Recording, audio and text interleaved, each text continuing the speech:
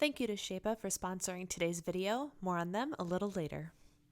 Somehow, someway, it has already been a month since I decided to ditch tracking my food for good and embrace the lifestyle of intuitive eating. And there are some lessons that I have already learned along the way, especially about myself and the way I work and how I want to interpret this intuitive eating lifestyle going forward. And so today I thought I would share with you 5 lessons that I've learned in my month of intuitive eating, with the disclaimer that I'm probably going to tick off some people in both the dieting community and the anti-dieting community. So if that sounds fun, buckle up, let's get into it. Okay, so the first lesson I've learned in this month of intuitive eating is the big one. It's super important, and I think it's where so many people get it wrong. Quite frankly. Here's the thing. One of the first things, and this isn't even the lesson I have written down, but one of the first things I have learned is that everybody's interpretation and needs from the intuitive eating lifestyle can and should be different, and that needs to be okay. I know there's a book. I've read the book. I really enjoyed the book. The principles speak to me. I love that. But that's not my Bible. It's not my Bible. It's not an explicit set of rules. It is a set of principles, guidelines. And therefore, the first lesson that I have learned is, in order to embrace the intuitive eating lifestyle, you don't need to be on the extreme end of the anti-dieting lifestyle. I talked about this recently in one of my meetings with members, and what I ended up comparing it to was actually the United States political spectrum. Bear with me, hang on, I promise we'll get through it together, and I'm not gonna get all political on you. Picture this for me, if you will. A gas tank meter, right? You've got empty and you've got full, and then you've got everything in between.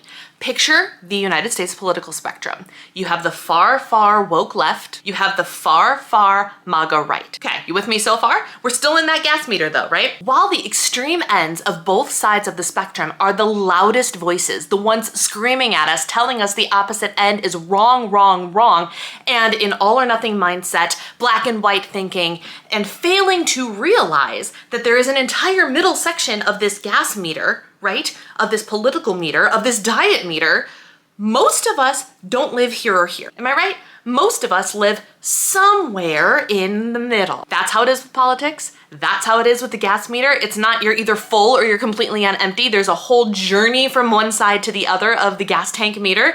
The same, in my opinion, goes for diet culture versus anti-diet culture. On the one side, you have the extreme versions, the pure versions, the clean eating, the anti-everything food type people. The keto diet's the only way, 1,200 calorie diet's the only way, CrossFit's the only way, rigid sets of rules and expectations, and anything on the other side is wrong. And then you have, on the other side of the spectrum, people that will go so far as to tell you that if you start intuitive eating and you gain 50 pounds, it was meant to be. It is a badge of honor. Anything that might be misconstrued as a diet culture habit, like, I don't know, wanting to prioritize protein at your meals, is wrong because it's a diet type habit, or wanting to eat a vegetable, or wanting to just have a balanced plate most of the time is wrong. That's the other end of the spectrum, right? That is often hidden under the guise of intuitive eating, where this side is often hidden under the guise of healthy living. In my opinion, neither side of this spectrum is where I want to live. Neither side of this spectrum is true. Neither of this side of the spectrum is right, in my opinion. And I'm allowed to have my opinions and you're allowed to have yours. But on my channel here at Diva in the Divine, we are not going to live on either end of these spectrums. We are going to live in the middle, where it is acceptable to want to let go of tracking and want to have intuitive eating as your lifestyle, but it's also acceptable to want to eat healthy meals because your body feels good. It's acceptable to want to lift weights and get stronger and more mobile and do fitness and see your body change. It's acceptable to do both of those things. One of the lessons that I have learned is that I don't need to live over here. I don't need to live in this extreme. I am not comfortable in this extreme, just like I wasn't comfortable in this extreme. I am comfortable somewhere here in the middle. I am comfortable with wanting to eat vegetables and being like, okay, let me look at what I have. I'm hungry. Let me honor my hunger by feeding myself something. Just because I could, it is permissible for me to eat cake because I'm hungry. What if I have fruit instead? because that's nourishing to my body. That delivers nutrients.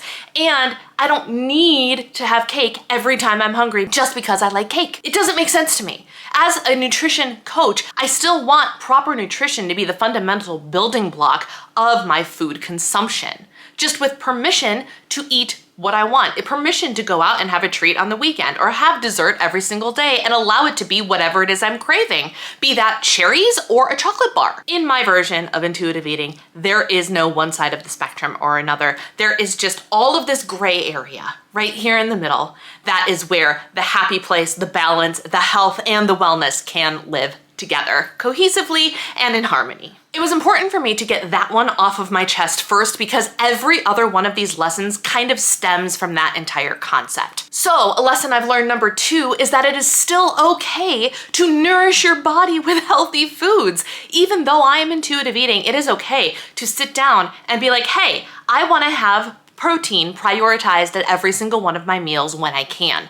It is okay for me to be like, you know what's missing from my plate? Fiber. I should put some fiber on there. Do you know what I think I need to make sure I have? I'm really ravenously hungry today. I could continue to fill up on the things I'm actually craving, or I could get to the root of the problem with my nutritional knowledge and go, okay, the reason that I'm continuously craving things is because maybe I overdid it a little bit on the sugar earlier. Totally fine, not a big deal. But in order to stop this cycle, the answer is not to go back to more of what I'm craving, but it's to actually go to protein, healthy fat, and fiber, instead of more candy bars, cakes, and cookies. Even though that might be what I want, in order to stop the cycle of constantly craving those things, I have to satisfy my body. And while some of these other foods are emotionally very satisfying, and yes, they can be physically satisfying too, if I find myself in that cycle of just eating these less than healthy foods, the only way to put a stop to it is to actually eat something that will satisfy your body, satisfy your hunger hormones. And those two things are sometimes different. It is okay to want to provide your body with nourishment and health and to be balanced, even on the days that maybe you're like, I'd really rather eat cake all day, but it's okay to be like, I'd rather do this, but maybe I should do a little bit of this too. It's okay. This one's gonna irritate some people if I haven't already done that, and I would say I'm sorry, but I'm not sorry, because like I said, everybody's interpretation of what intuitive eating can mean to them is different. So this is intuitive eating according to Brianna, and yours can be intuitive eating according to insert your name here. And the rules do not have to be the same. The principles can be the same, but not necessarily the rules. So with that, my third lesson that I have learned is it is okay to learn how to love and accept and respect your body right now as it is, and to want more for your body, and to want to improve at the gym, and to want to improve your wellness overall. It's okay.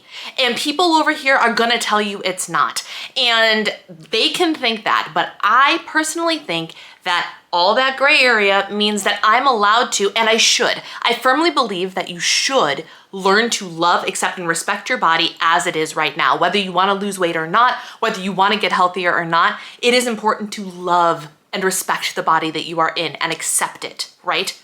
But that doesn't mean that's where it ends. That doesn't mean that that has to be the place that you just stop. And it doesn't mean that you're not necessarily allowed to want more as well, right? You can be perfectly content in your life and still want to strive for even more. That's okay. You can love and respect, and you should love and respect your body as it is. And it's okay to want more for your body. For me, that personally looks like wanting to push myself at the gym, wanting to have a regular exercise routine, wanting to work out, get my steps in, nourish my body well, and see if there's any body composition change that happens, but from the mindset of love and respect for my body. It is respectful to my body to nourish it well and fuel it well and to move joyfully. It is love to honor my body with those things. And I can love my body right now as it is, and my husband can love my body right now as it is, and he does. But that doesn't mean that I can sit here and be complacent unless I want to be. And I personally don't want to be. I personally want to continue to strive for goals, and that's okay. That is an okay thing for me to want. And nobody out there on the internet can tell me it's not okay, because this is my life and this is my version of this, not yours. So it is okay for me to want to get stronger. It is okay for me to want to maybe even see my core shrink up a little bit. And it is okay to want to see the scale go down. But it is the approach, it is the mindset behind it that where all of the power lies. This bullet point is actually the perfect place for me to segue into talking about our sponsor of this video, Shape-a Health. I don't know if you guys remember, but back in 2020, I started using this, a numberless scale. That's right. Do you see a little dashboard on here? No, you don't. Why? Because this is a scale that tracks your weight without numbers. And how appropriate is it for somebody who wants to improve their health and maybe improve their body composition, but do it in a way that is not so dependent on the number? When we are on this health journey, whether you are tracking macros, dieting, and really trying to lose weight, you're in Weight Watchers, or you're in the intuitive eating side of things, starting to let go of tracking, but you're not quite ready to let go of weight loss yet. What is one of the number one things that trips us up, my friend? It's the number on the scale, and especially the weight fluctuations day to day on the scale. Am I right? This scale eliminates that from being even part of your consideration. How? It tracks an average of your weight for you, and it doesn't give you a number unless you ask it for it, but you can hide that feature, and I think it's awesome. But it gives you a color instead. Now, as somebody who personally loves color, I was like, this is the most brilliant thing in the world. So I was really excited to pick Shape-a back up. I had this in my basement when I started intuitive eating, because I was like, this is perfect, because what this allows me to do is to still step on the scale every single day and keep a general overall view of what my weight is doing as I embark on this intuitive eating journey, without explicitly saying, oh, hey, you gained a pound overnight, or oh, hey, you lost 0.2. It doesn't tell me that, but what it tells me is the average trajectory over a week's worth of weigh-ins where my weight is going, which I think is just so stinking cool. Since I last used them in 2020, they actually added some features that are even cooler and much more aligned with my whole intuitive eating lifestyle than I even imagined. First, they have a new eating mindfulness tracker, which is so cool. So every time you sit down, you tell it, okay, I'm about to eat right now, and here's where I am on the hunger scale.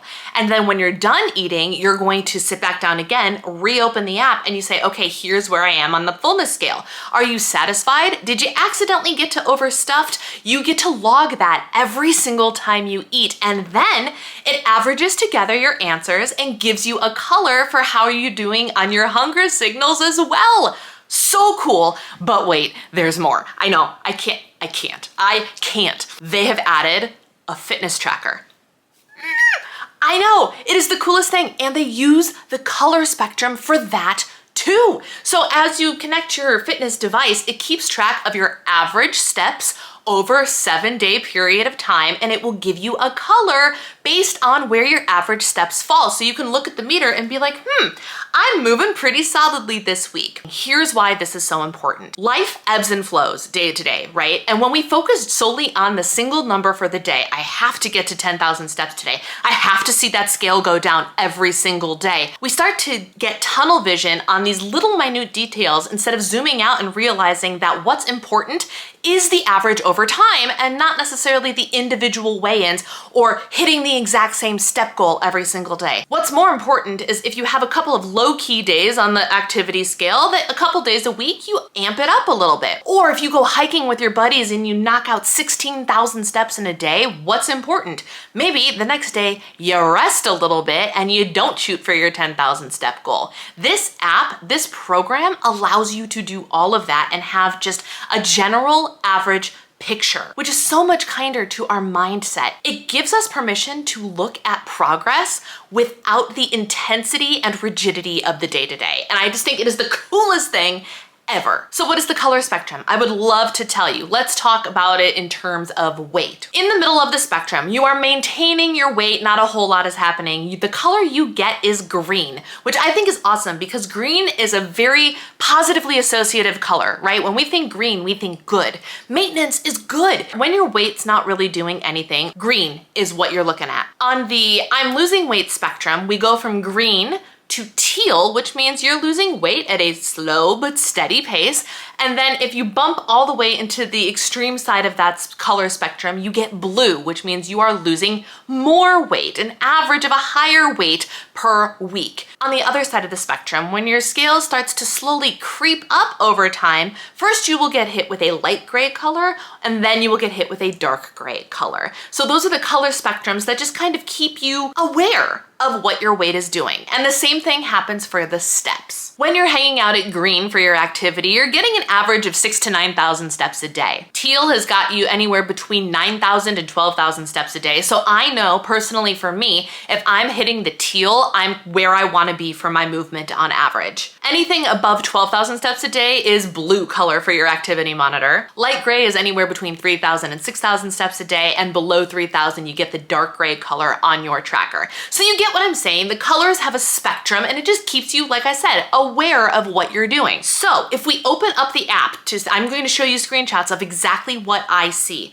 My Shape-a color, and this is for everybody who's been kind of wondering what my scale has been doing. I don't have an exact number for you, but here's what I do have. My Shape-a color is teal, which means I'm losing weight. Yes, 4 weeks into intuitive eating, and my scale is going down, y'all. I haven't been able to get my scale to go down for the last handful of months tracking with any consistency. And given how often I step on this scale every single day, and it's been a couple of weeks now, y'all, my scale is going down. It's incredible. And I'm just like, look at that. I stop tracking and I start listening to my body, and all of a sudden my weight starts to go down. I've lost an inch off of my love handles. You guys, this is not an accident. This is intuitive eating at work. This is understanding how to listen to your hunger signals and your fullness cues at work. The progress is amazing. It's at a slow pace, but it's amazing. This freedom over time with the weight loss will get me to the goals that my body desires for me, and I'm very excited about that. Anyway, my Shape-a color for my weight is teal. My Shape-a color for my activity, also teal, which means I'm exactly where I want to be. It is the coolest thing. So if you are somebody who wants to get away from the daily grind of the number on the scale, if you're somebody who is wildly impacted by seeing weight fluctuations, but you still want a method to keep track of your weight, this is for you. It is a tool that I am actively using every single day in my intuitive eating journey, and I will continue to be using because I find this tool so valuable. Because the people at Shape-a are absolutely wonderful, they gave me a very generous discount code to share with you, my followers.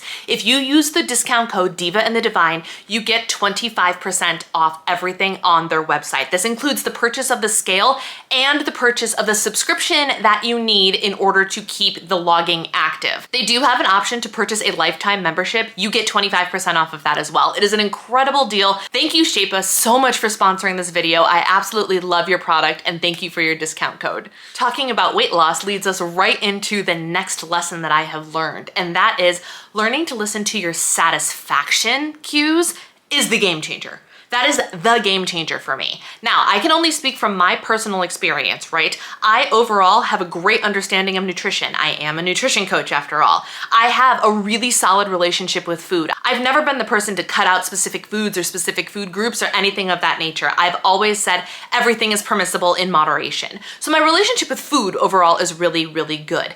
When I read the book on intuitive eating, and when I mulled over the principles and picked out the ones that really needed to be established for me, listening to my satisfaction cues was the big one. And when I tell you that when I take the time to listen, the game changes, I'm not over exaggerating. Like I said in that Shape-a segment, y'all, I'm losing weight. I am losing more weight now than I have tracking for the last handful of months. We're talking like months, okay? That's not an accident.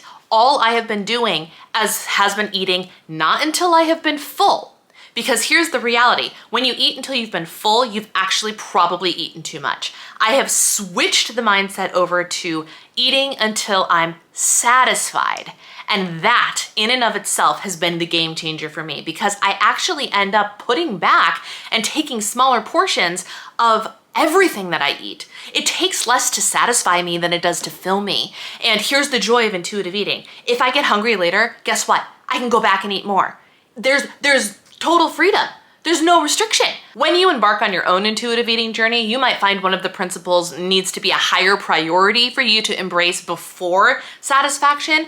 But I urge you, whether you are tracking food and you are trying to lose weight actively or you're embarking on intuitive eating, listening to your satisfaction cues will be a game changer for you, like it was for me, I promise. And my last lesson that I have learned, it's another controversial one, but hear me out. It's okay to still need to set loose boundaries to feel most empowered to embrace this intuitive eating lifestyle. I know, I said it. It's okay to still have boundaries. Let me use myself as an example, obviously. So one of my things has always been, I've been a member of the Clean Plate Club, right? First, as a kid, there are starving people in Africa, eat all of your food if you want dessert, etc., right? That's how the Clean Plate Club gets ingrained into us. But then fast forward to diet culture and diet mindset and tracking my food. I have always been a member of Clean Plate Club, even when dieting. Why? Because if I track it, I have permission to eat it. So why would I leave it behind if I tracked it already? It's on my plate, no matter what it is. It can be chicken breast and green beans, or it could be a cupcake. If it's in my tracker, I have full permission to eat the entire thing that's on the plate. Therefore, Clean Plate Club. Because I know that this is a thing for me, this is something that I have to actively overcome, one of the things that I have started doing is actually setting a boundary, setting a little bit of a restriction, don't come at me, over how much food I put on the plate. So what I've started to do is plate less food than I normally would when I'm dieting, with full 100% freedom and permission to go back for seconds of whatever it is, whenever I want, if I'm still hungry and unsatisfied. That has changed the game because we're back at satisfaction, right? I can sit down with my smaller portion, clean the plate because it's still less food than I normally would have taken, and 9 times out of 10 so far, I have discovered that I'm satisfied with the smaller portion.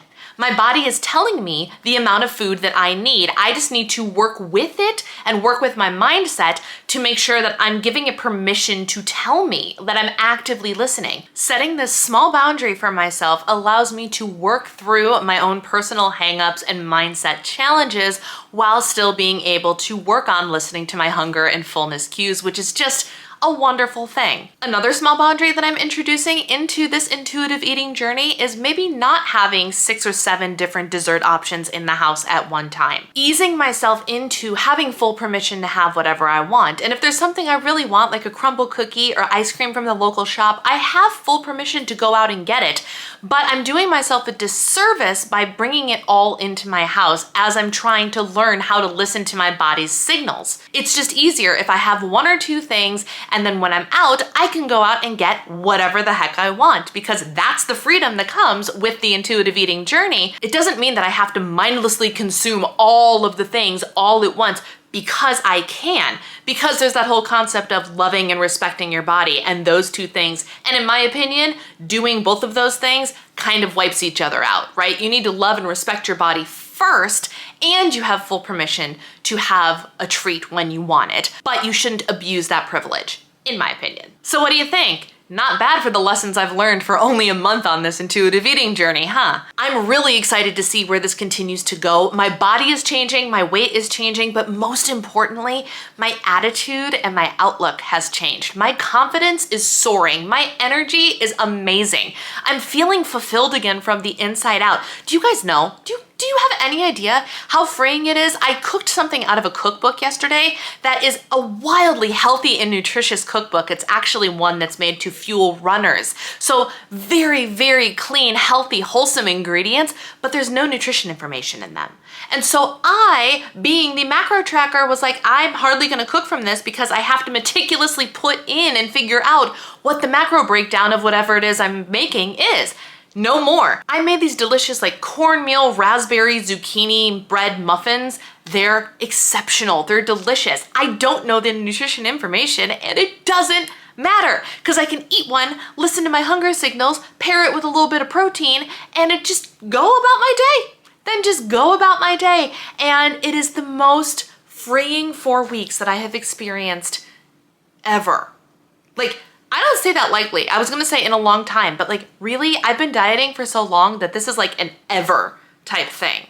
and it's wonderful. It's exceptional, and I wanted to share it with you. Once again, let me make this abundantly clear. This intuitive eating journey that you're gonna see on Diva and the Divine is my intuitive eating journey. So it's okay if you don't agree with all of the lessons that I've said I've learned. These are my lessons. These are how I'm embracing them for my personal journey, and that's good enough for me. I'm excited to continue to learn, to continue to grow, and to continue to even teach all of these things to my coaching clients. It's going to be an amazing season for Diva and the Divine Wellness all around. I'd love to hear your thoughts in the comments below. Thanks again to Shape-a Health for sponsoring this video. Take care, and I will talk to you all in my next video. Bye.